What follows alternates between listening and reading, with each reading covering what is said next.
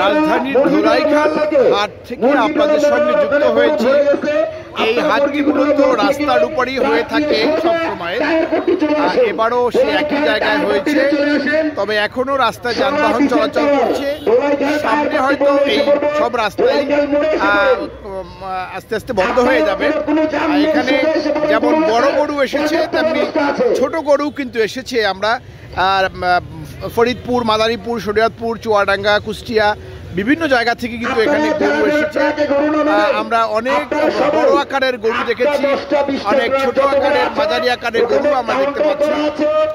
যদিও এই এখনকার যে বৈরী আবহাওয়া, সেই বৈরী আবহাওয়ার কারণে আসলে এই গরু বিক্রেতা যারা এসেছেন তারা কিন্তু অনেকে দুশ্চিন্তার মধ্যে পড়েছেন যে শেষ পর্যন্ত আসলে কি হয়, বাজার আসলে বাড়বে কিনা বা কমে যাবে, সেই দুশ্চিন্তা কিন্তু তাদের মধ্যে আছে।